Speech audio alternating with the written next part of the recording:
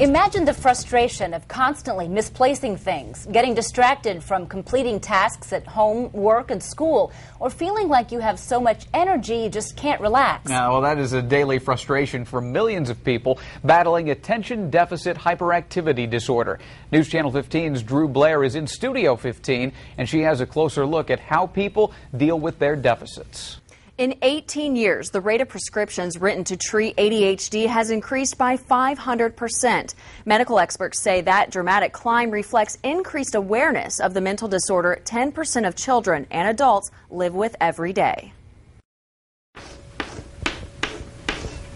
What you end up with is a child who seems impulsive, who seems distracted, who seems to have all the skills to solve problems that they need to in their day, but it never occurs to them to use any of them. I couldn't finish a book or a paper without jumping up and down. ADHD, Attention Deficit Hyperactivity Disorder. It's a neurodevelopmental disorder with 3 areas of criteria.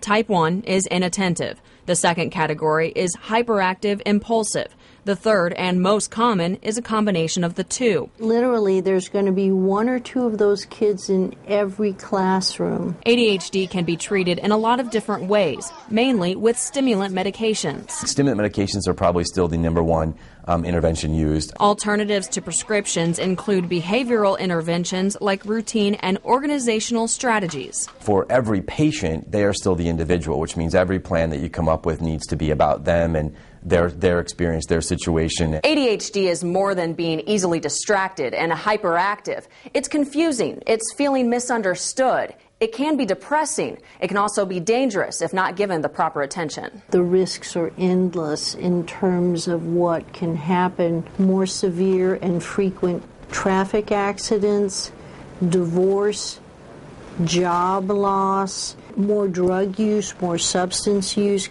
ADHD is complicated. Each person diagnosed with ADHD is different from the next. That means each individual must figure out how they best deal with the deficit. When my brain gets going too fast, I jump around and all kinds of stuff. Last year, doctors diagnosed 8-year-old Dalton Brennicky with ADHD. The first grader at the time had trouble reading, finishing homework, and staying still in class.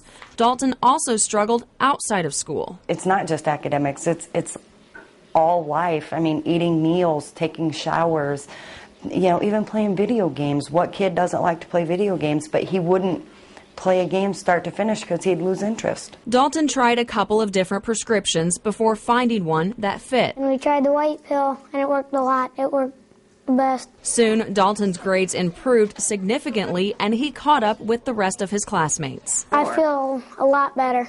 A lot better. And I don't want people to think that medication is the only answer. It's not. But for him, it has been life-changing. That wasn't the case for another young man in our area.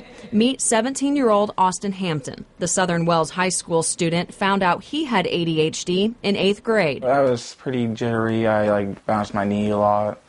I looked down and my looks just kind of dazed away. Austin also tried to treat his disorder with medication, which made him feel more than just focused. Sick and a little dizzy, nauseous.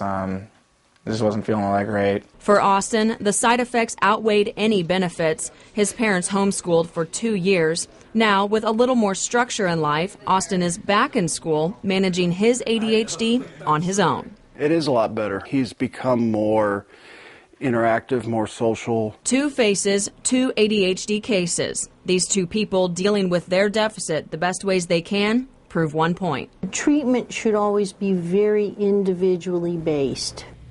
Unmotivated, lazy, argumentative, abrasive, unintelligent. Those are just some of the negative misconceptions used to describe people with ADHD.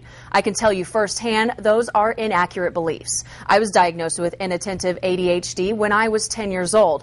After going through trials of medication, years of frustration and challenges, I chose to live without a prescription. So I realize in a very personal way why it's important for people to figure out what treatment works best for them. Yeah, and it is misunderstood, sometimes overdiagnosed, very complicated. It is a very complicated situation. Okay, thanks, Drew.